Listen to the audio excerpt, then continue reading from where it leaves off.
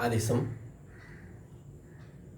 एक बार क्या होता है कि महात्मा बुद्ध जी भ्रमण पे जा रखे होते हैं, तो वह किसी पहाड़ी गांव में, किसी गांव में जाते हैं। तो गांव में जाते हैं तो पहले जिस गांव में जाते हैं वह थोड़ा अभद्र लोगों का गांव होता है, थोड़ा ऐसे व्यक्तियों का गांव होता है जो दूसरों के साथ अभद्रता या गाली गलौज करते हैं। तो वह महात्मा बुद्ध जी जब वहाँ जाते हैं तो उनको लोग गाली देने लगते हैं, फिर भी वो कुछ नहीं कहते हैं। उनके जो शिष्य होते हैं वो बोलते हैं, देखिए गुरु जी, ये हमको इस प्रकार गाली दे रहे हैं, हमें यहाँ नहीं रुकना चाहिए। तो उन्होंने कहा कि ये दे रहे हैं भले, लेकिन जब तक हम लेंगे नहीं उस गाली को, तब तक हम कैसे, हमारे पास हमें गाली लग सकती है। तो उन्होंने सुनते हुए वहाँ पे रात बिताई और प्रवचन दिए, किंतु प्रवचन का उन पर कोई असर नहीं पड़ा। तो गांव वाले जब महात्मा बुद्ध जी वहाँ से जा रहे थे तो गांव वालों को आशीर्वाद दिया कि तुम हमेशा यहीं पे बने रहो, अर्थात इसी प्रकार इसी गांव में बसे रहो, इसी गांव में रहो, सीमित रहो इसी गांव में। तो उनके शिष्यों ने भी उचित समझा और आगे चले। आगे जिस गांव में वो रुके वो इतना अच्छा गांव था कि वहाँ के लोगों ने जैसे ही महात्मा बुद्ध जी वहाँ पहुँचे तो लोगों ने उनका अभिवादन किया, उनके सेवा की, सेवा में समर्पित हो गए, तन मन से उनकी सेवा की और इतनी सेवा की कि महात्मा बुद्ध जी खुश हो गए। तो महात्मा बुद्ध जी ने जाते जाते जब जा रहे थे तो उनको एक आशीर्वाद दिया। उन्होंने कहा कि तुम पूरे विश्व में फैल जाओ, तुम जो है इस गांव में से बिखर जाओ। तो इस पे उनके शिष्य जो है थोड़ा उनसे रुष्ट हुए, थोड़ा उनको अजीब सा लगा कि बताइए, उस जो गांव जो इतना जिसने बेइज्जत किया, इतना गाली गलौज दिया हमको, जिसने हमारे गुरुजी को इतना बुरा भला कहा, जिस गांव वालों ने उनको कहा कि तुम यहीं हमेशा बसे रहो, तुम इसी प्रकार रहो यहीं। लेकिन जो गांव इतना अच्छा था, जिसने हमारी इतनी सेवा शुश्रूषा की और जिसने हमारे इस प्रकार सेवा की, जो हमारे लिए समर्पित था तन मन से, उसको इस प्रकार बिखेर रहे हैं। तो महात्मा बुद्ध जी से एक शिष्य ने प्रश्न किया कि गुरुजी, आपने वहाँ इस प्रकार का क्यों आशीर्वाद दिया?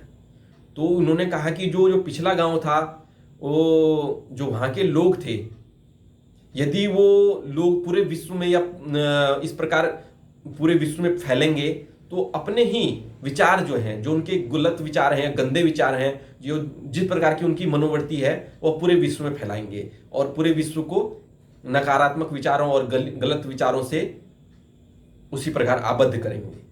किंतु ये जो गांव वाले थे, जो दूसरे गांव वाले थे, जिनको मैंने फैलने का, विस्तार का और यहां से छिटपुट मतलब पूरे विश्व में फैलने का जो आशीर्वाद दिया, वो इसलिए दिया ताकि ये जो अपने इनके जो इतने अच्छे विचार हैं, जो इनकी सेवा है, जो इनका समर्पण है, जो इनकी तन मन से जो इन्होंने हमारी सेवा की, वह पूरे विश्व में फैले। ये अपने विचारों को पूरे विश्व में फैलाएं, ये अपनी सेवा को पूरे विश्व में दिखाएं, पूरे विश्व को अपने उस सेवा से अपनी सेवा का योगदान दें पूरे विश्व में।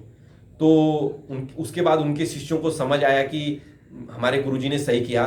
तो हमें इससे सीख लेनी चाहिए कि जो हमारे पहाड़ी लोग हैं या जो भी हैं, जो पूरे विश्व में फैले हैं, चाहे वह बिहार के हों, मध्य प्रदेश के हों या भारत के किसी भी कोने के हों, चाहे वो उत्तराखंड के हों, चाहे किसी भी कोने के हों, वह अपनी संस्कृति को प्रसारित करने के लिए फैले हैं। आज छठ का उपयोग देख लीजिए। छठ जो त्योहार है पूरे विश्व में इसीलिए फैला है क्योंकि हमारे भारतीय लोग पूरे विश्व में फैले हैं। आज हमारे भारतीय लोग कौन सा ऐसा देश है जहां नहीं है, जहां उनका वर्चस्व नहीं है, जहां उनकी हमारी भारतीय संस्कृति और सभ्यता का परचम नहीं लहरा रहा है, पूरे विश्व में लहरा। योग में आज पूरा विश्व इस प्रकार हो गया है कि कोरोना काल में भी आवश्यकता थी और आज की जो स्थिति है योग की, वह तो हमारे भारत की ही देन है। तो भारत को इस और आगे आना चाहिए कि पूरे विश्व में अपने आप को प्रचारित और प्रसारित कर सके। तो इसके लिए मेरा उन लोगों से धन्यवाद है और निवेदन है कि जो ऐसे सेवा योग्य लोग हैं, जो सेवा तन मन से सेवा करते हैं, उनको समर्पित तो है ही, तो उनको दिखाना पड़ेगा आज कि सेवा जो है वो स्वार्थपरक नहीं होनी चाहिए, स्वार्थ से परे होनी चाहिए। एक माता जिस प्रकार अपने पुत्र की सेवा करती है, जिस प्रकार अपने पुत्र का पालन पोषण करती है, उसी प्रकार हमें भी प्रकृति का, व्यक्तियों का, समाज का, देश का और देश से आगे बढ़कर भी प्रत्येक मनुष्य जाति की सेवा करनी पड़ेगी। सेवा हम कर ही रहे हैं, थोड़ा हमें और बढ़ना है कि सेवा अपने से परे भी हो, दूसरों की भी हो। धन कमाना आवश्यक है, किंतु इतना कि आवश्यकता पूर्ति हो सके। आवश्यकता से अधिक धन भी नुकसानदेह है, क्योंकि मैंने ऐसे व्यक्तियों को देखा है जो गलत तरीके से धन कमाते हैं, किंतु उनका जो धन गलत तरीके से कमाया हुआ होता है वह गलत जगह ही जाता है। एक व्यक्ति थे, तो कोई ऊंचे अधिकारी थे, तो वो गलत तरीके से धन कमाते थे, तो उनके यहाँ जो संतान उनकी हुई वह इतनी निकम्मी हुई कि जितना उन्होंने कमाया था उससे ज़्यादा उन्होंने अपने उस बच्चे पे गंवा दिया। कारण कि कहते हैं ना कि संपत्ति तो बच्चा अगर अच्छी संतति है, अर्थात अच्छा, और जो हमारे यहाँ की जो हमारे धर्मों में कहा गया है, यदि संतान अच्छी है, संतान सेवा करने वाली है, संतान यदि अच्छी है तो संपत्ति तो मिल ही जाती है। किंतु यदि संपत्ति आप गलत तरीके से कमा रहे हैं तो उसका संतति पे अर्थात असर पड़ता है, अर्थात आपकी संतान जो है वह गलत दिशा में ही जाएगी।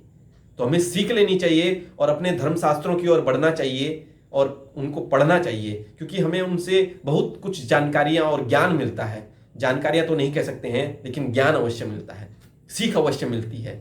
हमें इतिहास से जिस प्रकार सीखने को मिलता है उसी प्रकार हमारे धर्म शास्त्रों से हमें ज्ञान की प्राप्ति होती है। हमें उन प्राचीन ग्रंथों से सीखना चाहिए कि हमारी संस्कार जो थे, जो हमारे वृद्धजनों से सीखना चाहिए, उनके पास बैठना चाहिए, उनसे हमें ज्ञान लेना चाहिए, उनसे जो उनकी जो प्राचीन कहावतें जो हैं वह आज भली प्रकार से सही देखने को मिल रही हैं कि हमारे समाज पे सही तरीके से लागू हो रही हैं। तो हमें सीखने को मिलता है अपने वृद्धजनों से और बूढ़े और जो प्रौढ़ व्यक्ति हैं और जो एक कह सकते हैं कि जो उस प्रकार की व्यक्ति हैं कि जो समाज को सही दिशा में ला सकते हैं। तो उनसे हमें सीखने को मिलता है कि हमारे संस्कार कैसे हों, हम किस प्रकार समाज में रहें, हमारा व्यक्तित्व कैसा हो, हमारी जो विनम्रता हो, हमारा जो भाव हो किस प्रकार का हो। तो हमें ऐसे व्यक्तियों के साथ बैठना चाहिए, हमें ऐसे व्यक्तियों का आदर करना चाहिए। वृद्धजनों का आज जो ह्रास हो रहा है, जो उनके घरों में और उनके जो बच्चे लोग, उनका जो जिस प्रकार कह सकते हैं कि उनकी अवहेलना कर रहे हैं, उनको इस प्रकार घर से बाहर निकाल रहे हैं। आने वाला वो समय दूर नहीं है जब उनको भी, उनके जो बच्चे उनको आज बाहर निकाल रहे हैं, उनके बच्चों को भी, जो उनके बच्चे जो हैं इसी प्रकार बाहर निकालेंगे और उनके सामने भी वही कष्ट होगा। तब उनको पता चलेगा कि जैसी करनी वैसी भरनी, जैसा आप बोएंगे वैसा काटेंगे। शास्त्रों में एक ही चीज लिखी है कि जैसा बोओगे वैसा काटोगे, जैसी करनी वैसी भरनी। तो एक जो है गीता का ज्ञान जो है वह यही है कि जैसी करनी वैसी भरनी। तो आप सभी से निवेदन है कि थोड़ा हमें अपने धर्म शास्त्रों की ओर बढ़ना पड़ेगा और उनसे जो ज्ञान है, सेवा की जो ज्ञान है प्राप्त करना पड़ेगा। और हमें इस कहानी से सीख लेनी चाहिए कि हमें जहाँ भी जाएं सेवा का समर्पण लेके जाएं, सेवा के प्रति समर्पित होके जाएं और हर जगह सेवा भाव से ही लगे रहें। हाँ, कुछ जो है पाने की चाहत होती है, आवश्यकता पूर्ति के लिए आवश्यक है धन की, लेकिन इतनी भी नहीं कि आवश्यकता से अधिक धन भी नहीं, क्योंकि आवश्यकता से अधिक धन भी आप संभाल नहीं पाएंगे। क्योंकि प्राचीन समय में जो लोग थे, आवश्यकता से अधिक धन अधिक आ जाता था तो उसको धार्मिक कार्यों में, शास्त्रों में धन के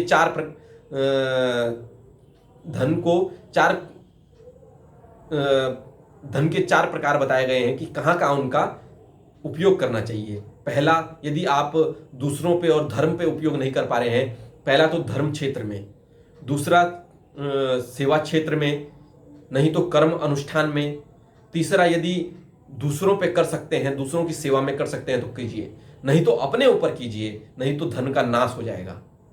उसका नाश होना निश्चित है, क्योंकि धन घटता और बढ़ता रहता है, किंतु यदि उसका सदुपयोग करेंगे तो धन की वृद्धि ही होगी। तो आप सभी से निवेदन है कि धन के साथ साथ तन और मन से सेवा के प्रति समर्पित होए, तो हमारा देश जो है वह विश्व के सामने एक ऐसा आदर्श प्रस्तुत करेगा कि जो आने वाले समय में हमें उस स्थान पे अवश्य बिठाएगा जिस स्थान पे हम पहले भी थे। उसको विश्व गुरु का दर्जा दिया गया है। धन्यवाद।